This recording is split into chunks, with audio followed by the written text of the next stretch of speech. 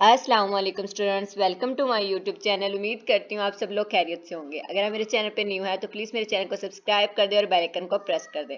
अब चलते हैं हमारे आज के टॉपिक की तरफ। जैसे कि आप लोग जानते हैं कि हमारे पेपर्स चल रहे हैं और उसकी जो मिड टर्म की प्रिपरेशन हम पूरी कोशिश कर रहे हैं कि आप लोगों को वो प्रोवाइड किए जाएँ। अब हमारा आज का क्या टॉपिक है? हमारा आज का टॉपिक है STA 408 के प्रैक्टिस क्वेश्चन का सोल्यूशन, और इसमें आप लोगों को एक करंट पेपर का सब्जेक्टिव का सोल्यूशन भी समझाया जाएगा। जहाँ तक हो सके आप लोगों की पूरी हेल्प की जाएगी और जो मेन टॉपिक है, जो इंपॉर्टेंट टॉपिक है, वो बताए जाएंगे ताकि आप लोगों का पेपर अच्छे से क्लियर हो सके। अब फर्स्ट है हमारे पास यहाँ पे था क्वेश्चन नंबर 1। ये हमारे पास लेक्चर नंबर 1 का। A teacher practises the different teaching method on different groups in her class to see which yield the best result in the example are treatment is. हमारे पास ट्रीटमेंट क्या है? साफ जाहिर है टीचर तो नहीं है, टीचर तो कर रहा है ना, वो तो जो डिफरेंट जिस जिस चीज़ पे कर रहा होगा वो होगा। हमारे पास यहाँ पे डिफरेंट टीचिंग जो मेथड है वो अप्लाई कर रहा है ना, टीचिंग मेथड से अप्लाई करके वो पता चलेगा। जैसे एक हम डॉक्टर मेडिसिन देता है तो इसका जो वो मेडिसिन होंगी वो होगा उसका ट्रीटमेंट। लेकिन यहाँ पे हमारे पास क्या डिफरेंट टीचिंग मेथड, क्योंकि वो ये डिफरेंट ये चेंज करी, जबकि टीचर भी एक है। और हम ये अप्लाई करने के बाद पता चलेगा कि कौन सा जो टीचिंग मेथड था वो अच्छा था, ना कि क्लास चेंज करने से। क्लास में स्टूडेंट चेंज होंगे लेकिन मेथड चेंज करने से पता चलेगा। तो हमारे पास ट्रीटमेंट क्या है? Different teaching method. उसके बाद नेक्स्ट है term referring to the amount of balancing blocking and grouping of the experimental unit. हमारे पास यहाँ पे ये डेफिनेशन पूरी हैंडआउट्स में है, हैंडआउट्स की आप लोग रीडिंग एक बार जरूर करिएगा। उसमें इसका क्या है? लोकल कंट्रोल होता है जिसमें हम अमाउंट ऑफ बैलेंसिंग करते हैं, ब्लॉकिंग और ग्रुपिंग करते हैं एक्सपेरिमेंटल यूनिट की। अब नेक्स्ट था हमारे पास define the term replication. Replication की हमने को डिफाइन करना था। रेप्लिकेशन आप लोगों को पता है एक्सपेरिमेंटल यूनिट में वो होता है जो बार बार आ रहा हो, रिपीट हो रहा है, रेपिटेशन होती है। जैसे देखें, replication is basically a repetition of the basic experiment. जो हमारे पास एक्सपेरिमेंट दिए हैं उसको बेसिकली रिपीट करना है। In other words it is a complete run of all the treatment to be tested in the experiment. मतलब जितने हमें हमारे पास ट्रीटमेंट दिए उसको बारी बारी हमने रिपीट करवाना है। मतलब ABCD है तो नेक्स्ट होगा DBC, ऐसे करके रिपीट करवाना, और इसको ही रेप्लिकेशन कहते हैं, रिपीट। उसके बाद नेक्स्ट है what is the space effect also given an example.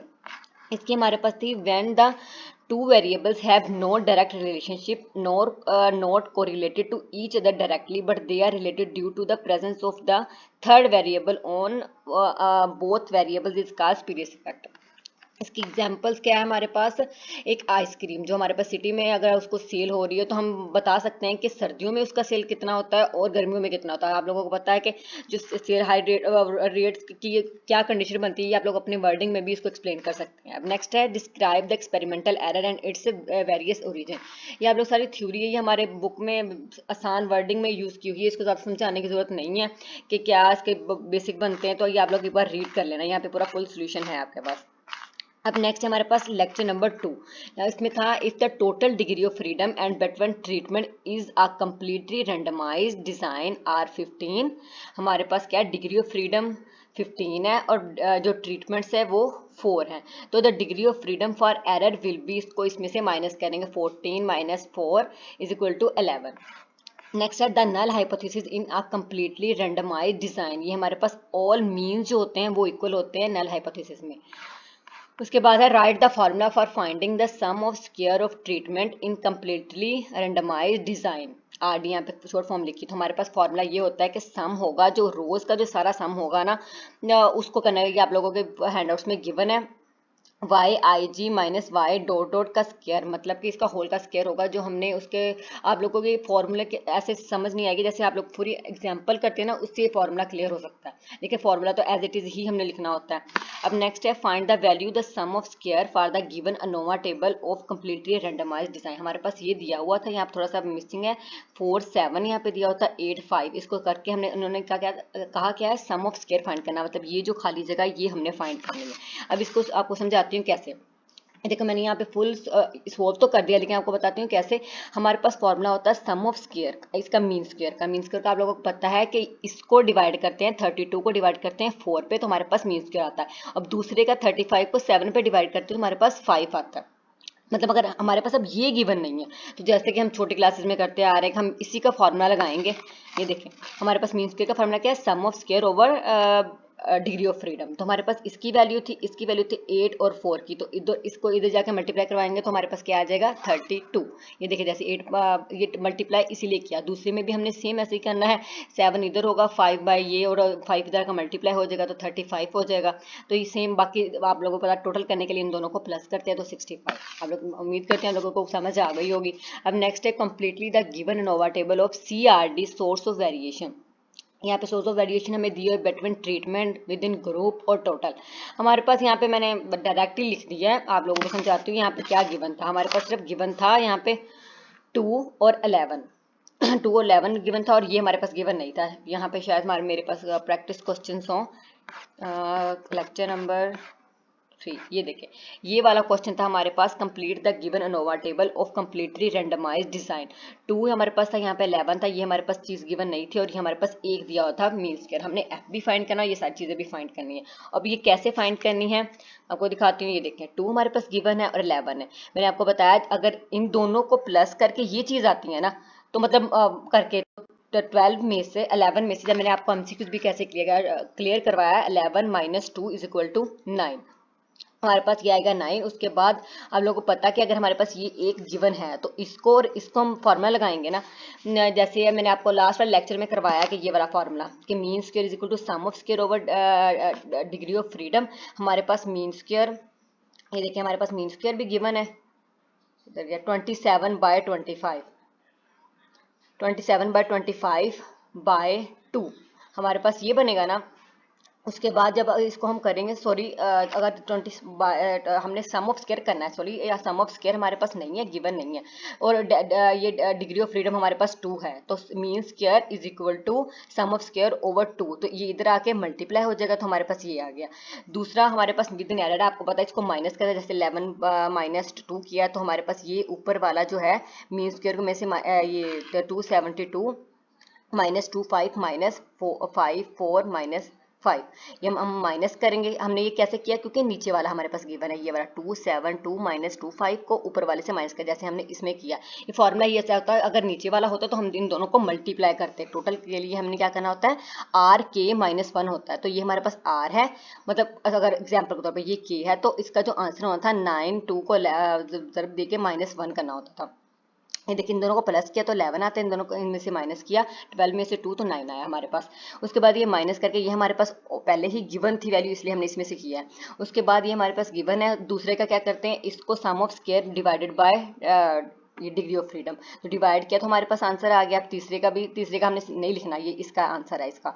उसके बाद हमारे पास जो एफ टेस्ट होता है वो हमारे पास होता है MST ओवर MSE, मतलब कि ट्रीटमेंट मीन स्क्वायर और एरर मीन स्क्वायर। तो इन दोनों को डिवाइड करके हमारे पास आंसर क्या है 1.13 से। आप लोगों को दोबारा रिपीट कर देती हूँ कि यहाँ पे हमारे पास एरर हमने माइनस करके निकाला, ये ऐसे ही निकालते हैं, इसका फॉर्मूला इसी तरह है बनता है कि इन दोनों को माइनस करें, ऊपर को 11 माइनस 2 9 आ गया। उसके बाद ये मैंने फार्मूला आप लोगों को ऊपर समझाया, जैसे ये फार्मूला लगा के इसमें पुट करनी है हमने, पुटिंग करके। नेक्स्ट हमारे पास ये सिंपल है। अब नेक्स्ट क्वेश्चन देखते हैं, lecture number 3, give the main reason to divide the experimental unit into subgroups. इसका मेन रीजन यही है कि ये होमोजेनियस नहीं होना चाहिए, फिर ही इसको सब ग्रुप में डिवाइड करते हैं, सिंपल।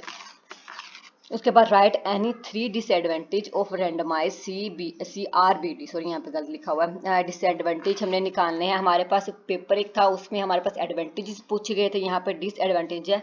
तो ये आप लोगों के पास गिवन है कि उसको एक तो वो वन डायरेक्शन में उसको करता है, इसके हमारे पास MCQs भी थे। It is not suitable design when the number of treatment is very large, और जब इसके ब्लॉक्स होमोजेनियस नहीं हो तब ये अप्लाई कर सकते हैं। अब नेक्स्ट है क्वेश्चन नंबर 3, हमारे पास ये गिवन है, ट्रीटमेंट भी हमारे पास ये भी नहीं दिए हुए, बल्कि यहाँ पे ये देखिए गिवन है 4 ट्रीटमेंट्स हैं और 5 ब्लॉक्स हैं, मतलब कि R और K हमें दिया हुआ है। हमने MST MSB MSE भी निकालना और F टेस्ट भी निकालना है। नेक्स्ट चलते हैं इसके सोल्यूशन पे। ये देखिए हमारे पास ट्रीटमेंट आप लोगों को पता है 4 थी हमें गिवन, तो R-1 इज इक्वल टू ये 3 आ गया, और ब्लॉक्स हमारे पास 5 थे, तो 5-1 K आ गया। उसके बाद हमारे पास एरर हमने फाइंड करना था। एरर से पहले हम टोटल फाइंड कर लेते हैं, R-K-1 होता है, तो R-K-1 मतलब हमारे पास R4 था, ये 5 हमारे पास के था, तो दोनों को मल्टीप्लाई करवा के -1 इज इक्वल टू 19, हमारे पास 19 मतलब 20 -1 19 हो गया। उसके बाद 19 और इन दोनों का प्लस, इन दोनों का आप लोग मैंने पिछले लेक्चर में बताया कि इसको माइनस करना होता है। ये टोटल को ऊपर वाले दोनों प्लस का जो मतलब पहले तो ऊपर सिर्फ एक ही थी ना वैल्यू, अब यहाँ पे ऊपर दो है, ट्रीटमेंट भी है और ब्लॉक भी, इन दोनों को प्लस करेंगे 7 और ये 19 को 7 में से माइनस कर देंगे। मैंने ऊपर भी आप लोगों को बताया कि एरर इसी तरह फाइंड किया जाता है। उसके बाद है ऐसे ये हमारे पास गिवन था 147 35 और 43। अब इसके एमएस हम आपको पता है एमएसटी इसको डिग्री ऑफ फ्रीडम पे डिवाइड करते हैं, तो डिवाइड करने से हमारे पास 49 आ गया। दूसरे को डिवाइड किया हमारे पास ये गिवन, तीसरे को। अब दूसरे में ये करना है कि इसको इस पे डिवाइड करना और ये इसको इस पे डिवाइड करके ये वाला हमारे पास सोल्यूशन है F test with respect to treatment और ब्लॉक, मतलब एफ टी और एफ बी हमारे पास निकल आएगा। नेक्स्ट हमने नहीं करना, ये हमारे पास सोल्यूशन है। अब नेक्स्ट है हमारे पास लेक्चर नंबर 5। लेक्चर नंबर 4 थोड़ा सा आगे है, मतलब बाय चांस ये लिखो गया था पहले, इसलिए आप लोगों को ये बता देती हूँ। Write down the statistical model of LSD मतलब कि लीस्ट स्क्वायर डिजाइन। ये देखिए हमारे पास ये फॉर्मूला बनता है कि ये मॉडल होता है, model is equal to mu rows plus column plus treatment plus error, मतलब ये इसके साइन है। आप लोग इस तरह याद कर सकते हो कि ये हमारे पास मॉडल का फॉर्मूला है। नेक्स्ट है construct a layout for the LSD if 5 treatment A B C D E are involve in the experiment, मतलब कि लीस्ट स्क्वायर डिजाइन। इसका पता है मेथड क्या होता है? इसमें ये होता है आप लोगों ने जो ट्रीटमेंट लेने हैं ना उसको 1 बाय मतलब वो रिपीट नहीं होने चाहिए, मतलब जैसे 1 इसके डी के नीचे डी नहीं आना चाहिए। और ऐसे मतलब अगर ए बी सी डी है ई है तो इसको इस साइड पे भी ऐसे हमने कॉलम वाइज भी सेम वैसे लिखना है और रो वाइज भी सेम ऐसे लिखना है। उसके बाद के बी इस तरह का हो रहा है, सी सी डी डी ई ई, और लास्ट पे वो जो हमने फर्स्ट पे लेना है। जैसे दूसरे का देखें बी लास्ट पे और ये ऐसे कंबाइन कर, इस तरह आप लोगों के ट्रीटमेंट अगर आप लोगों को 6 दिए हो 4 दिए 2 हो तो आप लोगों ने इसी मेथड से इसी तरह अप्लाई करना है। सही है। अब नेक्स्ट है calculate the row sum of square and treatment sum of square from the following Latin square design. हमने यहाँ पे रोज का भी सम करना है और ट्रीटमेंट का भी, तो दोनों को हम एक टेबल में भी कर सकते हैं। हमारे पास ये टेबल गिवन है, इसका हमने रो वाइज भी करना है और कॉलम वाइज भी करना है, फिर आगे हमने सी आर भी निकालना है।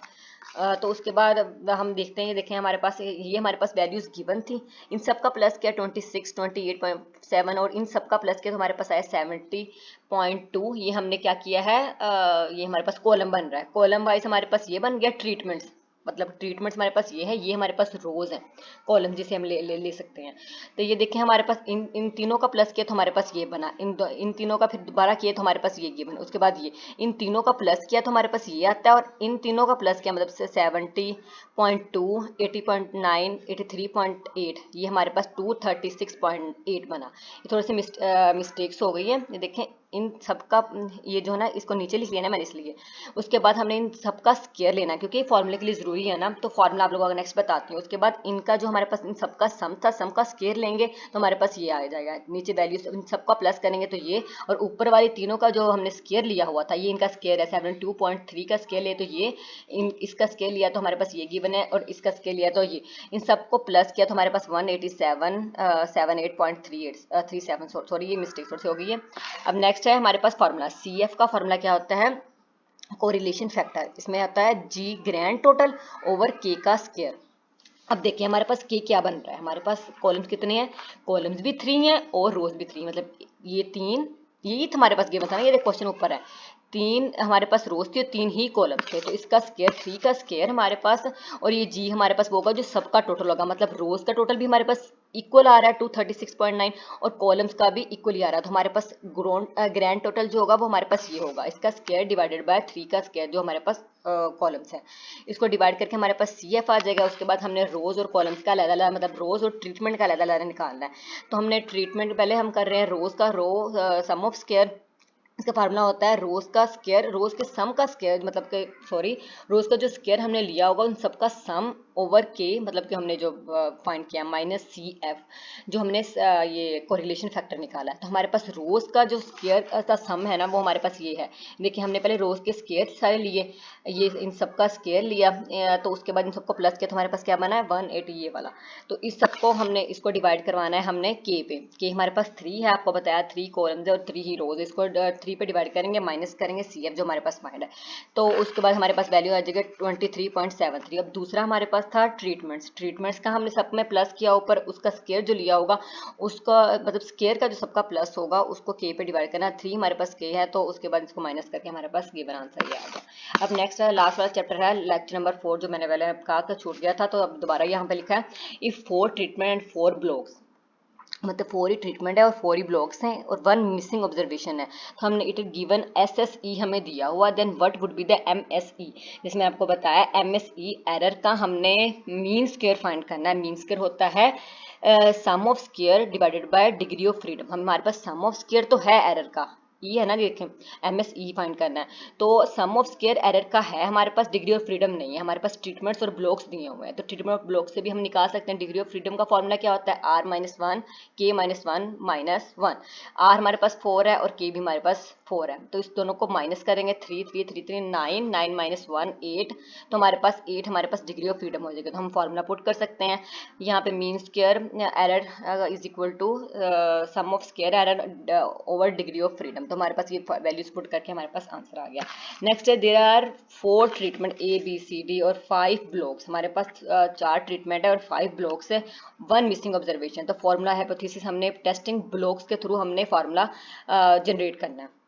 लोग पता 5 है ना, ब्लॉक्स का कह रहे हैं 5 ब्लॉक्स में हमने 5 लिया, तो ये हमारे सबके इक्वल है। उसके बाद not all blocks means are equal, हमने सेम सिर्फ इतना ही, क्योंकि हमने स्टार्टिंग यही इसके हाइपोथेसिस के करते हैं कि ये इक्वल नहीं है, और इसकी सबको मीन को इक्वल करते हैं, ऊपर मीन को इक्वल करते हैं, जबकि उसकी जो पॉपुलेशन वो इक्वल नहीं है।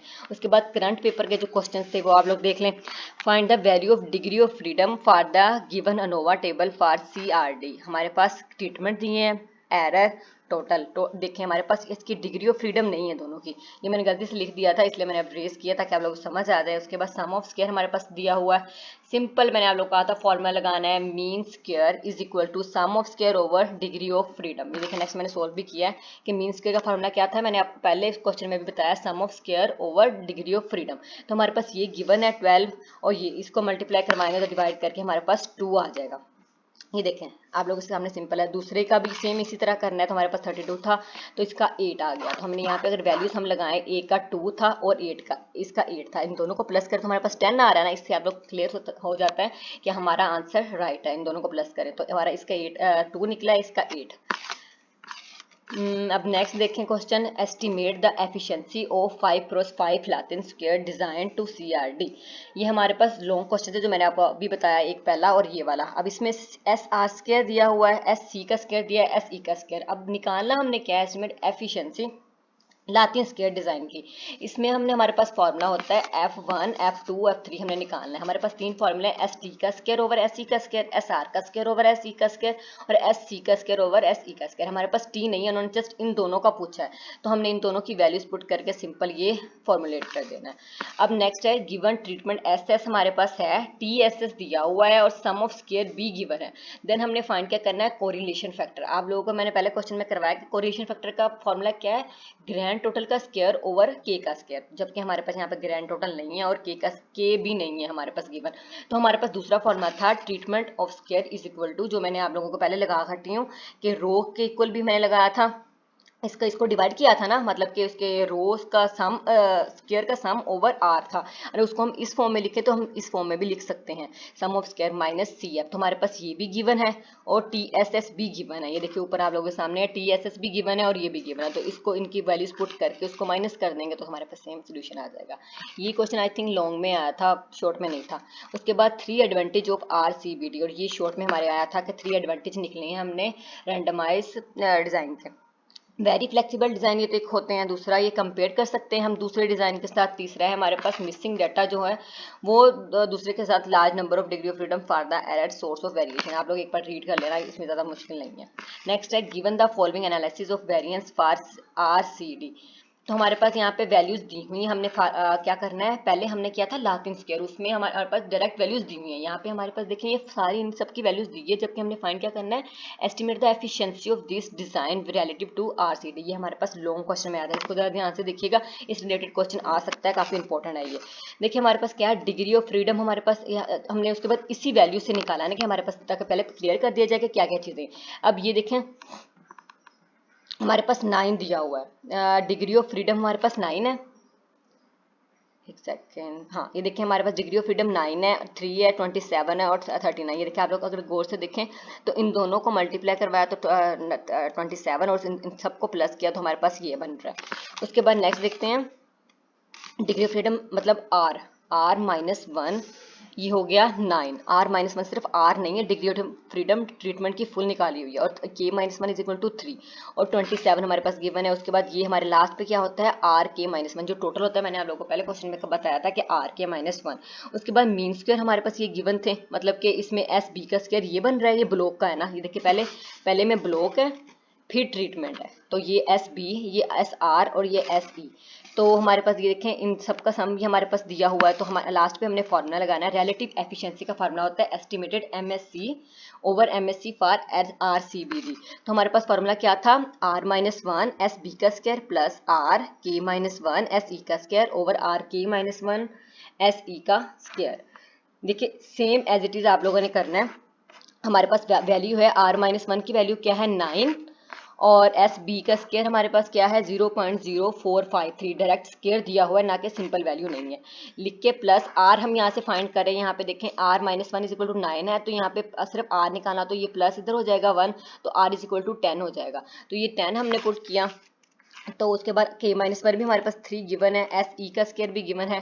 ऊपर आप लोगों के पास RK-1, ये देखिए मैंने आपको बताया कि ये RK-1 के इक्वल होता है जो हमारे पास टोटल होता है। तो हमने इसकी वैल्यूज लगाई और SE का स्केयर की वैल्यूज लगाई। तो हम ये वैल्यूज लगाने के बाद हमारे पास सेम सोल्यूशन आता है 1.22। इसको अगर हम परसेंटेज में लिखे तो 122%। तो ये आप लोगों के पास लॉन्ग शॉट आप लोगों को प्रोवाइड कर दिए गए हैं जितने भी आप लोगों के करंट पेपर में आए थे। उम्मीद करती हूँ आप लोगों को समझ आ गई होगी। और प्लीज़ जाते जाते इस चैनल को सब्सक्राइब करना मत भूला करें। Thank you so much.